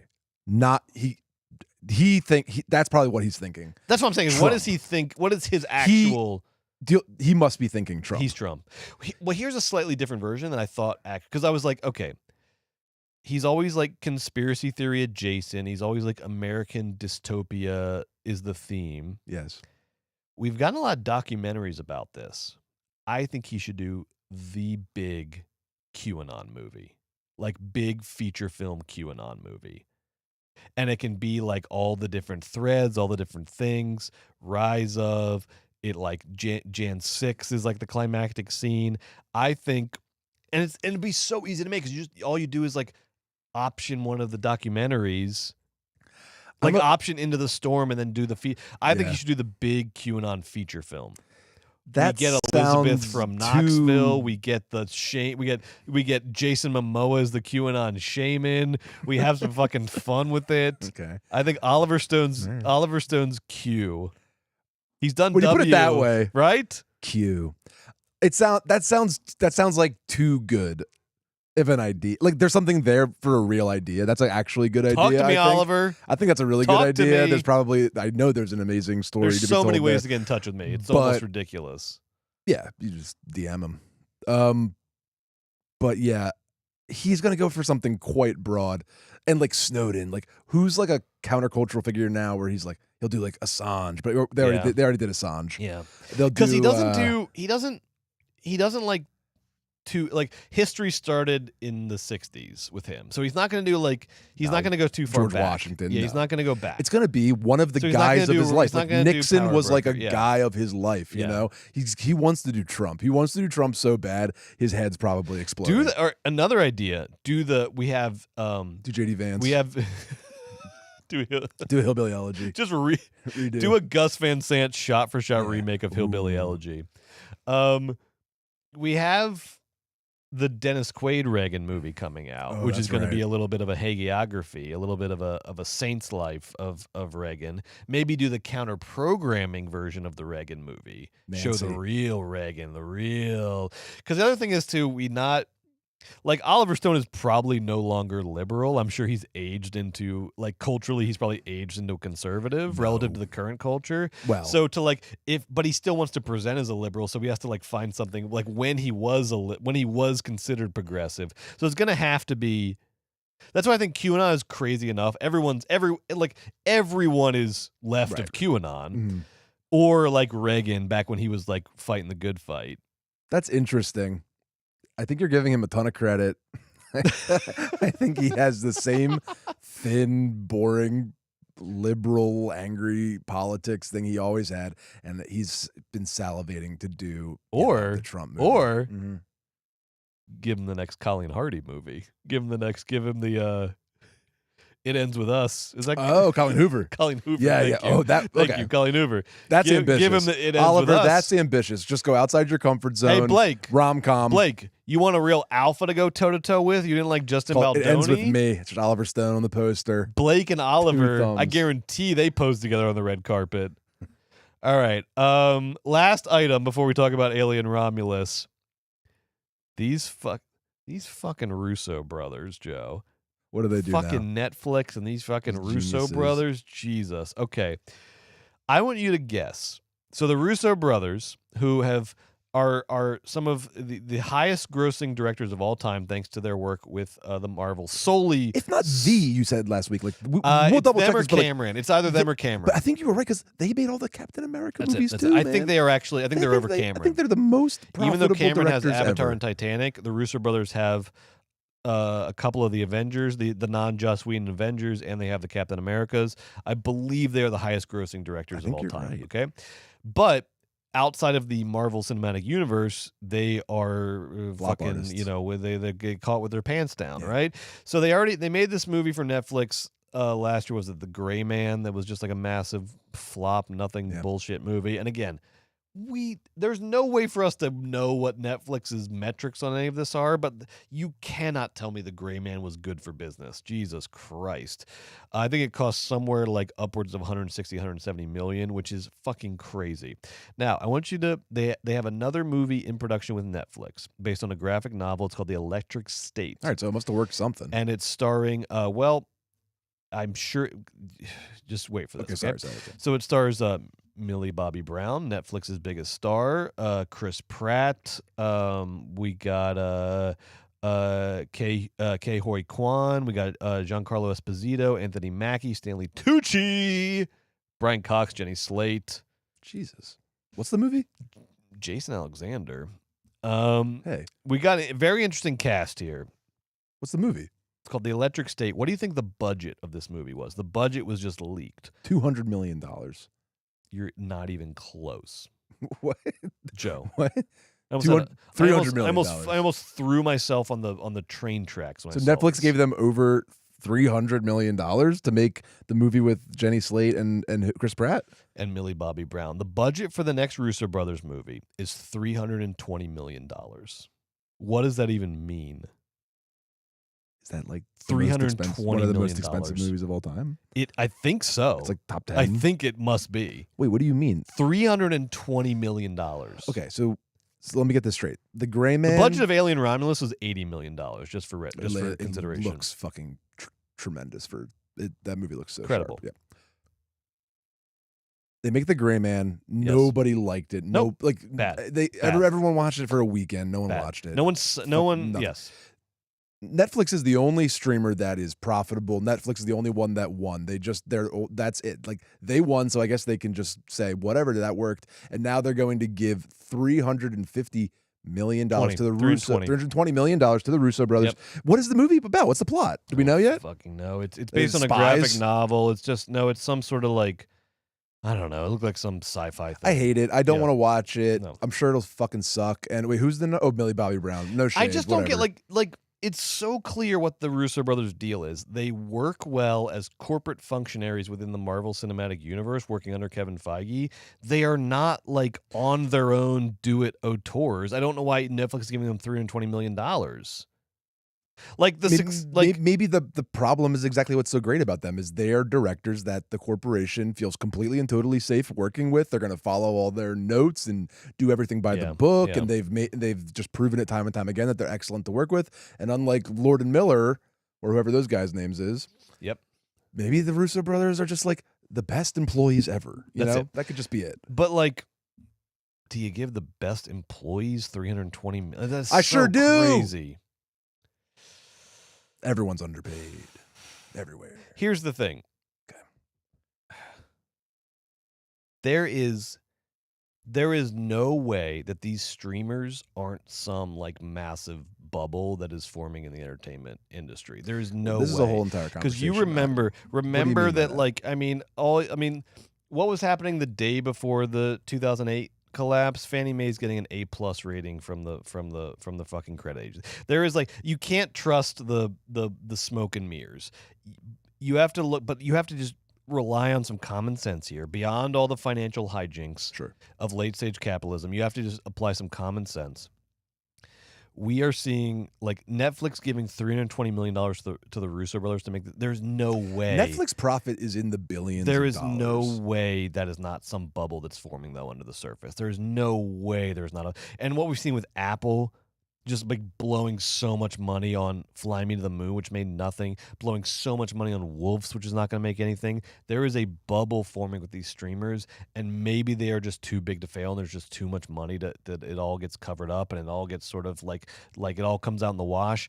I don't know. This is getting fucking crazy. I don't know. Here's me just playing devil's advocate, just like me. Here's me assuming they have to know what they're doing. At Netflix, at the very least, in regards to production, it must just be like if you have I'm making up all the numbers. Please bear with me. If you have something like over $1 billion or $2 billion of production budget for the year, it could be higher. I wish I did my research. You know, you might make a bet that, you know what, we're going to take 10% of that, we're going to take 15% of that, and we're going to blow it on this movie, aka this press tour that is going to cover 6 to 8 weeks of the calendar, and I can get all these stars bought in, and I can put it up on the posters, and I have for 2 months, for a month, I have marketing handled as well. Like there's some sort of internal calculus where $350 million to Netflix is worth it for X, Y, and Z reason. You know as well as I do, running a very small company, you know as well as I do, like you can do a couple things for the goodwill of the brand. When all you're like, at a point, it fucking bites you in the ass, and you need bottom line money coming in. Like this is such crazy money. You know what we haven't considered? Blowing out of their ass. You know what we haven't considered? The fucking movie, not the movie. You know, the people are fucking stupid, and they love Russo Brothers movies, and maybe the Gray Man, but we don't know. Like maybe the Gray Man hit a metric, and now they're doing Doctor Doom or whatever the hell on the Avengers. They're doing Doom today, and they're back, and they have their big production company now, and now they're. But they weren't the first pick. They were only brought in as the contingency plan. No, I mean just like on Doomsday. Yeah, well, that's what I'm saying. But no, I'm saying I thought you meant on the Netflix movie. No, on Doomsday, it's not like they were the first choice. Well, they were the choice when push came to shove, when money needed to be made. They're the choice when you just need the company guys to come in and do the fucking company line. That's what that's when somebody to just. But you don't give the company line guys $320 million for an untested property. Hey, you know, maybe movies are suffering inflation too. I know production costs here have gone up. Production costs everywhere has gone up. Alien Romulus cost $80 million. It looked amazing. Oh God, it's going to look so much better than this $320 million Russo. But I wouldn't give them $320 to make a fucking exactly. movie. I hear you. I'm sitting here. I'm astounded. I'm sitting here just I'm Googling I'm biggest racking my movie brain. budgets ever. Like do you think it is? 320. It's Avatar. $300 list of million. most expensive movies. What is it? Okay, here we go. Okay, Pirates of the Caribbean 6. This would be $320 million. Makes it the 11th most expensive movie of all time. Here's what's ahead of it. Here's what's ahead. The 11th, and this is not Avengers 5. It's crazy. This is a Russo brothers adaptation of a graphic novel. I haven't seen the movie yet. I know they could have made it for $100 million. Here's the only movies more expensive than What the fuck is it even called? The Electric State? Who gives a shit? Okay, here are the only movies in history more expensive than the Russo brothers' Electric State. Okay? Star Wars The Force Awakens, Jurassic World Fallen Kingdom, Star Wars The Rise of Skywalker, Fast X, Pirates of the Caribbean on Stranger Tides, Avengers Age of Ultron, Avengers Endgame, Doctor Strange in the Multiverse of Madness, Avatar The Way of Water, Indiana Jones and the Dial of Destiny, Avengers Infinity War, the Russo brothers' Electric State. Which of those does not belong in that category? The Electric State. Thank you. All right, let's talk about Alien. Fuck those Russo brothers. What we're going to do now is we're going to review Alien Romulus, the newest installment in the Alien franchise. Just came out last weekend. And then we're going to take, after that, we'll take a little break, and then we're going to come back and we're going to rank all the Alien movies worst to best. And apparently it's going to get real vicious because we are not even remotely on the same page. Let's talk about Alien Romulus, though. Joe, why don't you give me because this falls into you are the horror expert, right? And this was directed by Fede Alvarez, who comes out of the horror world, having done the Evil Dead reboot. What else has Fede Alvarez done? Don't Breathe. Exactly. So this guy's coming in with a real nice horror pedigree. Absolutely. Give us your take on Alien Romulus, please. So Brett set it up.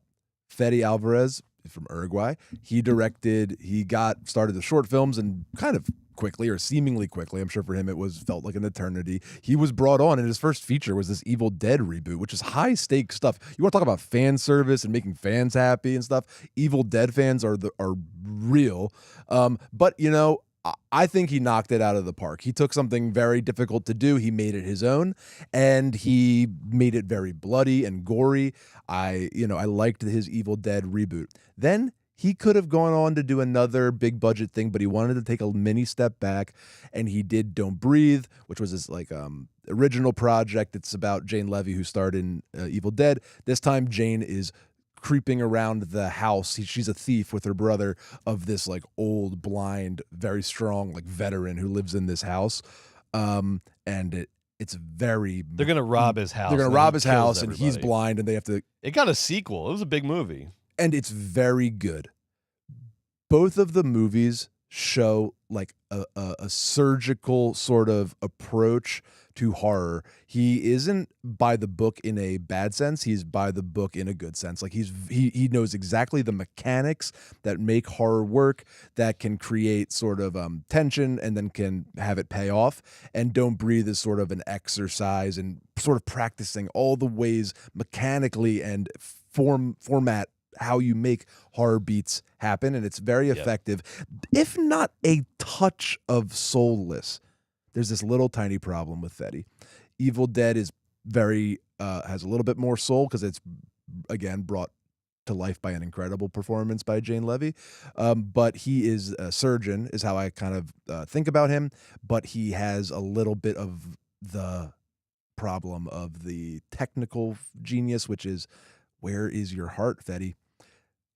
Then he gets to make Alien Romulus. This is the ninth? Ninth. The ninth Alien movie. If you count the Predator crossover movies, which we do. Which we absolutely do. So those are this is the ninth movie in the Alien franchise. This is the ninth movie in the Alien franchise. Fede is a huge Alien head.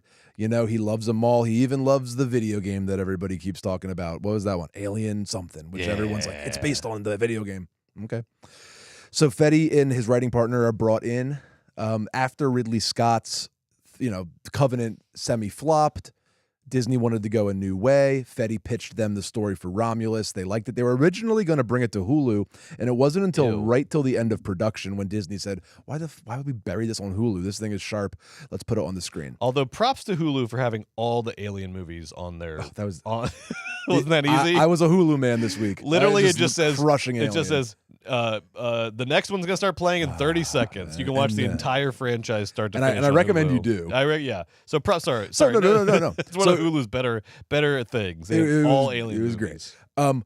But then they put it in theatrical, and now we know that was a great idea. It's made a ton of money. Yes. We're definitely getting a second Alien, and I definitely think you should consider giving Fede a shot. So, hell yes.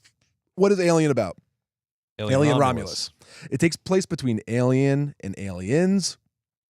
Basically, this group of kids that are stuck on this hellhole planet where their corporate overlords, Wayland Yutani, the famous bad guys from all the Alien movies, are just like making their lives a living hell. They want to go up to the spaceship that is floating and broken in the space, and they want to steal all the cryo chambers and sell them and use the money to go to this other planet where they can live a happy life out from under their corporate overlords.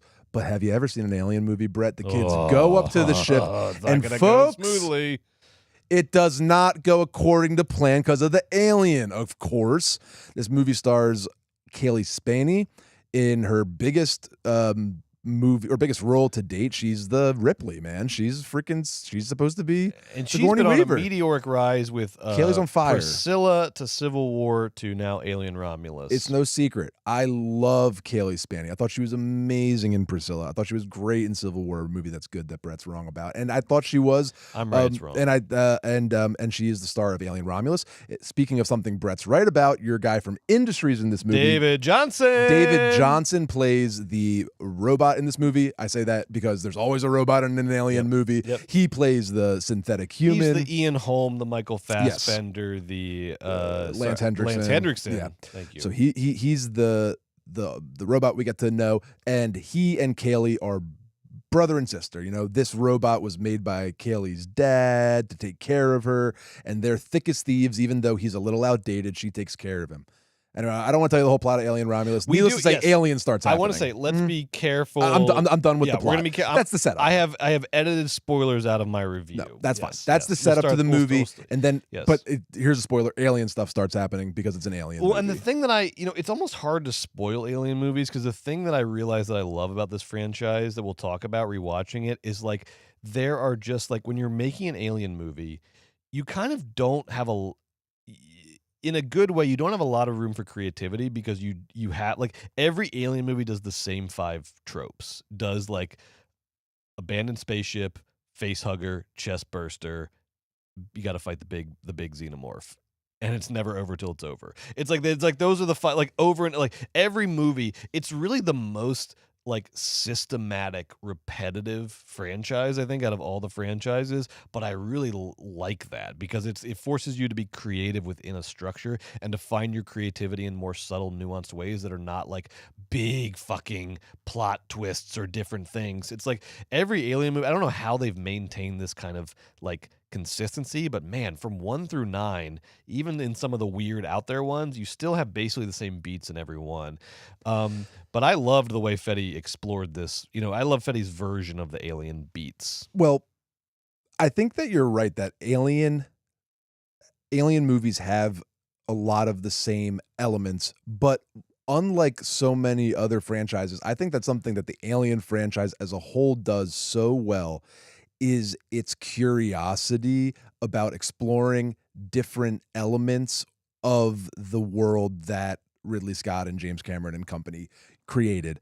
What I mean by that is Ed O'Bannon and Giger and the whole crew. Yes.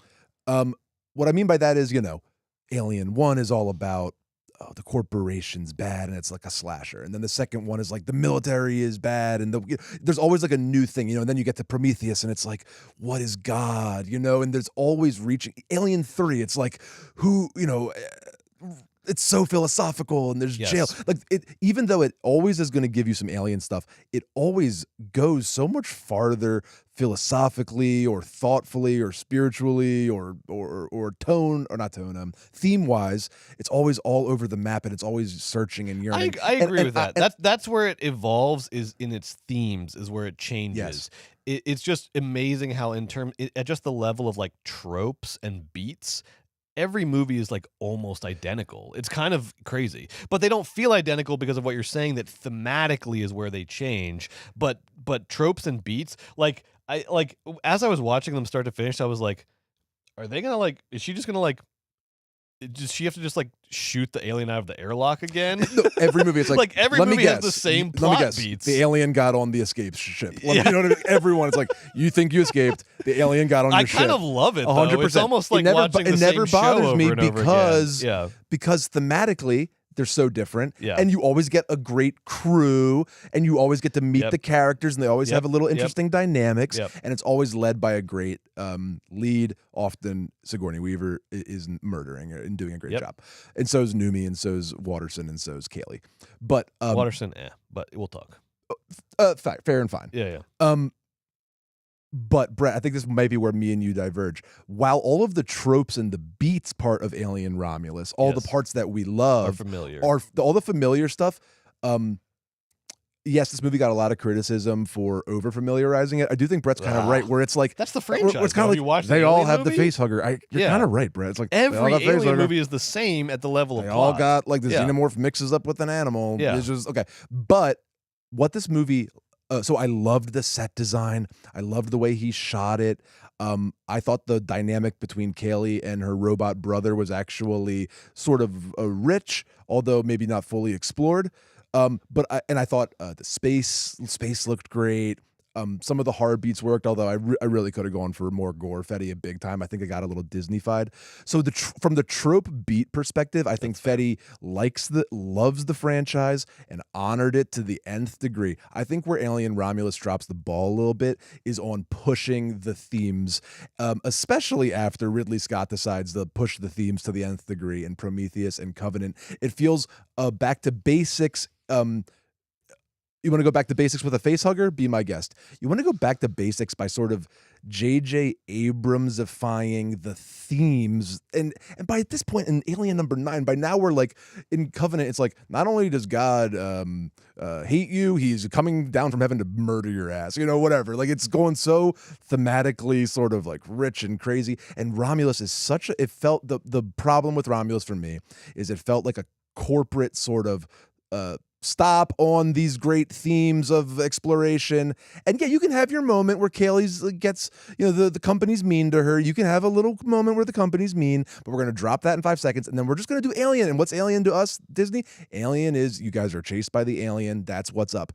And that is a shame because Romulus had so much good elements. It had great parts. It has a really nice third act with a lot of fun twists and turns. It definitely had me smiling the whole entire time. I can quibble with some choices, and I'm not interested in spoilers right now, but ultimately, Brett, my review sort of boils down to thematically, Romulus felt like a step backwards. The movie felt a little bit like, again, the J.J. Abramsification of let's take this element and this element and this element. We'll switcheroo the genders and we'll switcheroo who does what, but ultimately you're going to get all your favorite parts and we'll suck sort of the politics or sort of the edge out of the thematics and make it a little fun family ride. That is my core problem with Romulus. That being said, this movie is good. I liked it very much. I'm not a hater at all. I look forward to Alien Remus. Fetty, he's good. He is a little too. Talk about. Not to compare him to the Russo brothers because he's so much more talented. It's not even funny. Like he's actually a good director. But Romulus, I can blame Disney. But Fetty, where's that heart, brother? I ultimately agree with you, but I could not disagree more with that line of thinking because to me, and I hate that you've set it up so that I'm now like supporting the Disneyification of Alien, which is not what I'm doing. You might not think that's what it was, though. Because I actually think that I like, as you'll find out in my rankings, I like Prometheus a lot, but to me, Covenant is one of the major low points in the franchise because it took this like little thing I didn't like about Prometheus and then made it the whole thing, which is when you get to Covenant, Ridley Scott has just over thematized the franchise and is over philosophizing, and the movie becomes drowned in this sort of dorm room philosophizing, where what I like is in the original Alien, the original run, is that there is meaning embedded, inherent in the plot and inherent in the story and characters, and it's not force-fed to you through these like philosophical androids. Brett, and so that's fine. I feel like, to me, Alien Romulus was this really nice like clearing of the deck where it was like, let's go back to the original Alien where the meaning is like inherent in the story and the characters, and there was themes in this movie that were interesting to me, which is like, because if you go back and watch them start to finish, one of the main themes, all of this like like origin of life philosophizing doesn't come in until the prequels. It's not in any of it doesn't come in until movie 7, you know? Sure. Like the main theme of that is consistent over from Ridley Scott to James Cameron to David Fincher to Jean-Pierre Jeunet is the company corporate power and the way that it just puppeteers people's lives and treats these like employees and working class people out in the galaxy as disposable in the name of scientific progress. And so I thought that like or in the name of arms dealing. Yes, or in the name of arms dealing, exactly, or militarism or whatever the goal is. And so to me, I actually thought Alien Romulus like restored the core thematics of the franchise in a way that was not like as pretentious as Covenant fell into. But, Covenant aside, fine.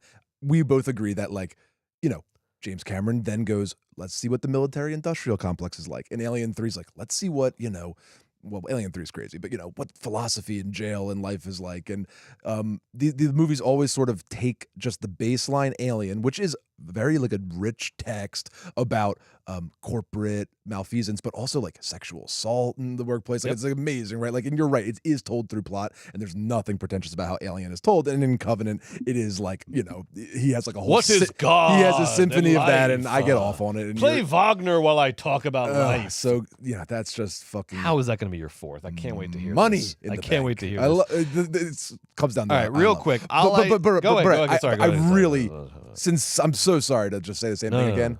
Romulus, guys, Aliens, Alien 3, fucking Alien vs. Predator.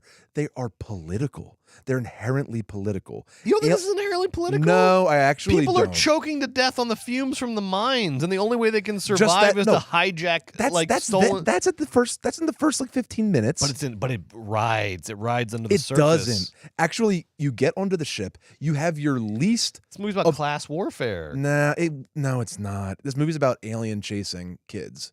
This movie's about a bunch of kids go to a cabin in the woods and get stalked. That's what this movie's about. This isn't about corporate malfeasance. It's the best kind of movie about class warfare. No. This movie is about I think it's actually kind of a shame because it has this sort of like great setup. I loved seeing the mining planet. I loved the looked like Blade Runner. Dude, it looked like fucking Blade Runner. I loved the design of gorgeous. the big. I've not seen anything that gorgeous on the screen in a long time. I really loved the deep focus, big beautiful stuff. I love the lie that like he used all practical effects. I'm watching the movie like there's just like infinite CGI. But we haven't gotten, it looks great. But we haven't gotten sci-fi noir like that since Blade Runner. I'm not mad about it. That planet looked great. But that was then, and then it's sort of you get onto the ship. The crew is completely indistinguishable from one another. It's the worst crew in all the Alien I'll give movies. you that. I'll give you. I'll give you. The best thing about the crew is always the crew. Like even in Alien, even in Covenant, like there's Danny McBride and there's like the guy from Doctor Strange, and they have banter. Well, but Covenant's the worst cast movie of all the Aliens, but we can talk about that. Forget Covenant. Okay. Prometheus. You got Prometheus is one of the you best. You got Idris Elba. You got Charlize Theron, and they're all like talking. It's amazing. Harry Dean Stanton and Sigourney Weaver. Anyway, in Romulus, whose character's name is Brett. In Romulus, it's like a grab bag of randos, and you never really get any distinctive stuff with them. It's sort of a mishmash. I'll give you that. I also think Romulus suffers from sort of like spatial awareness. I had trouble, kind of like what. Like not like spatially, where are they and where are they going? I thought there was some sort of steps skipped. And then finally, we haven't touched on it. This is almost neither here nor there. It's like a choice that these big corporate movies, like I don't know who to be mad at, but the Ian Holm thing was weird. It was bad. It was bad. Come okay, on. it was bad. That was bad. in this movie. Oh, that was shit, is that a spoiler? I'm sorry. No. Fuck, it comes in very early. Okay, so you can cut that out if that's. I did in my notes have a character from a previous movie. I'm so sorry. All right, but here's the thing. Here's what I'll say, because that was my big. I agree with a lot of what Joe is saying. Okay, it happens very early on. Though. It's not a. It also sucks. Yes, yeah, it does suck. All right, but look, I thought this movie this movie was gorgeous. The mining city that they flee from is pure Blade Runner. Cool. The spaceship, the like asteroid belt that they are about to crash into, and that's like the ticking clock of the movie. It looks amazing. I actually thought the filming of the space station interior was amazing. It reminded me of that amazing trick that John McTiernan and John DeMont play in Hunt for Red October, where they give you claustrophobia and vastness at the same time, where the spaceship is like, sometimes it seems bigger than it should be, and then other times it seems so much smaller than it possibly could be. I liked the filming of the interior of the spaceship. I could have used a little more fucking light. It was a little dark all the way through, but that's a battle I've lost fucking 10 years ago, so whatever. I thought I agree with Joe that the characters are a little indistinguishable, and it's probably the least sort of fun of all the crews of all the Alien movies. But I did like Kaylee Spaney. Me too. I did think, just to talk about, and you know, look, I mean, acting in movies involve physicality. I'm not trying to be weird about this, but I was very impressed that this is like, Kaylee Spaney is like a diminutive act, like 5'1". I looked up, is like, Kaylee Spaney is like a small, right? She crushed the action hero thing. Hell yeah. And it was through this combination of the way she was shot and the way she performed it, but like because Sigourney Weaver is like physically, it's like big, is like tall and big and physically imposing and towers over like other actors in the movies that she's in. I mean, even when like Paul Reiser in Aliens comes into her like little cabin in the beginning, and like she just towers over Paul Reiser and is just like such this presence. I love Kaylee Reiser Spaney in is Aliens. tiny, is a small person, but like, oh my God, you would not have known it. She I was like, how is she gonna do action hero? Great. Kills it. I thought Kaylee awesome. Spaney was great. Again, David Johnson is great. He really was. Little side note, I know we're talking about movies. You know this, Joe. I've been on the train since the very beginning. Industry is the best show currently on television. I think people are finally catching up to that fact with season 3. Get on that train if you're not already on it. Industry fucking rules. He's not on the series anymore, but he was for the first 2 seasons. I love when you're about to get a big alien set piece. No one does action set pieces like the Alien franchise. When you know you're in the middle of, there is one, and we won't give it away, but there's a set piece at the end that involves like anti-gravity that is like up there with I love that as part. one of the best set I thought pieces. It was cool as hell. One of the best set pieces in the whole franchise. That was my second favorite part of the whole fucking movie. phenomenal. Yeah. And it's so great because it's not like out of the blue. It's like, it's that great set piece where it ties together plot points while giving you just pure action filmmaking. It's so good. My big issue with the movie is the way that it navigated this fault line of like being a standalone movie while also being part of a franchise that people have expectations for. I thought it went a little heavy-handed on some of these fan service moments. You already mentioned it. There is this like, there's like Ian Holm from the, played the android Ash in the original movie, shows up here. Obviously, it's not actually Ian Holm, so they do the fucking like CGI'd Ian Holm. Carrie Fisher and I was just like, why? No need. It could have just been an android. Like we understand that we've had Michael Fassbender, we've had Lance Henderson. Let's get we have David Johnson. We have David Johnson. Let's like get a new android. They look different. Yeah. Or there's a part later on where we only see Ian Holm on like those cool computer screens, and he's like very sort of like VHS-y and like, almost 80s analog-y.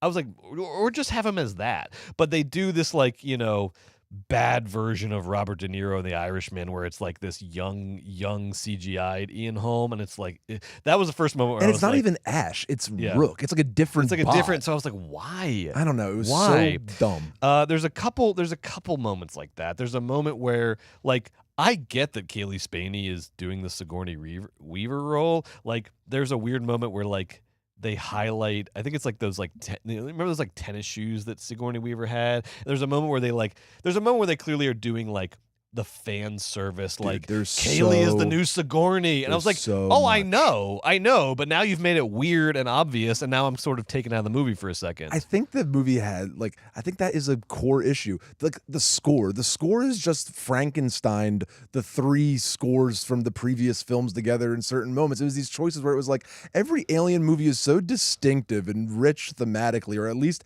interested in trying something new. Even fucking Resurrection tries something new, and it's like Alien Romulus is just, it's not trying anything new. It's really celebrating all the old, and then it has like some very cool pieces. It has some nice acting, but the crew sucking isn't just like a little quibble. Like without us loving the crew, it's not a great problem. Like, think about like a Prometheus. It's a big problem. Like by the time everyone starts dying, it's a big problem for me, the audience member, because I've grown to love all of these people in a short amount of time. In Alien Romulus, they're fucking chumming the water. They're just a bunch of nobodies that are going to get fucking gobbled up by your favorite parts of the previous Alien movies.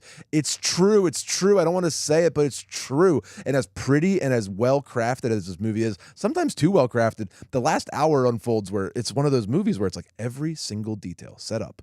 Because Fetty the surgeon, it's just like, take care of this thing I set up, this thing I set up, this thing I set up, this thing I set up, this thing I set up. And sometimes Alien Romulus does kind of feel like it's not so much narratively driven as now I'm in the next room with the next problem, and now I'm in the next room with the next problem. And it doesn't mean it's bad. It just means that I found it to be deficient or in certain areas that I really love about my favorite entries in the franchise. Now, overall, though, I understand what Joe's saying. I really like this movie. My experience in the theater was overwhelmingly positive.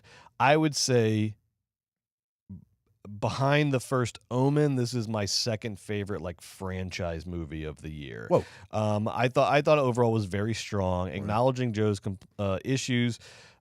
Acknowledging this issue with these little fan service moments that take, because the problem with a fan service movie, and because there are movies that like there are movies that tell you like this is a movie and this isn't real, and I'm doing this sort of meta thing that I'm on board with, but this was such a like tense, noir-y, like it's like, why are we doing fan service moments in this movie? It doesn't need it. Nothing like it doesn't. It takes me out. It's a Disney-ish. Right. Just because the fucking Comic-Con mafia needs this shit. It's I don't know. Like get out of here. Get out of here. Get out of here with this shit. There's just something but wrong in the water. Overall, I thought a very strong installment in the Alien franchise, as you're going to find out with my rankings. We'll see where Joe puts it. And speaking of that, I think we're ready to move on to the second half of the show, where we are going to, and we don't take this shit lightly. Not at all. We don't just go off of like distant memories. No. Joe and I watched 1 through 9 every fucking Alien movie over the last week, and we are ready to rank them best to worst. It's going to be a fucking bloodbath, much like the Alien franchise. the Fincher Jean-Pierre Jeunet stretch where it just got so gory it was like almost unwatchable. It's going to be that. It's going to be that. But for YouTube ranking videos. So hang on. If you are watching this on the free feed, you can you're going to cut off, and then you can check this out like when it comes out in the next couple of days on YouTube and the podcast. But the place you want to be is the fucking Patreon, because that means we're going to take a little 5-minute, 10-minute break. You can go take a break, get some snacks, get your vice of choice, go to the bathroom, and then come back with us for the main event, for the fucking bloodbath Alien rankings. Oh my God, it's going to take forever. It's going to be nasty and disgusting. That's what you're going to want to do, and that's coming up very shortly. In the meantime, you sign up for our Patreon at patreon.com/moviesbaby with 5 Ys. That's where you get the good stuff, the full story. There it is. Look how much fun we have over there. 1, 2, 3, oh my 4, God. 5 Ys, patreon.com/moviesbaby. Oh my God. That's 5 where Ys. you go. So let's go ahead and give us 5 stars on Apple Podcasts while you're at it. That old chestnut never goes away. I don't know. It doesn't really matter anymore. But it does. Oh, next week we're going to be talking about the impending financial disaster, but who knows what the movie's actually like, The Crow. And then, Joe, I've been shocked to see these blink twice reviews. Me too. Because the trailer, plus the fact that, like, no shade against Zoe Kravitz as a director, I'm like very interested in what she can do, but the fact that she's like directing with her like boyfriend, I was just kind of what is this dumb what is this dumb sort of vanity project? Right. But it's getting very good reviews. Apparently she's a cinephile, and apparently the movie's excellent. I'm very excited. I'm excited. We're not going to lie to you though. We'll tell you the truth, but I'm very excited to see Blink Twice and talk about that next week. But in the meantime, we're gonna do our Alien rankings right here after the break. So hang tight on Patreon. If you're not signed up for Patreon, jump over there and you can join us in just about 10 minutes. We'll see you there. Bye.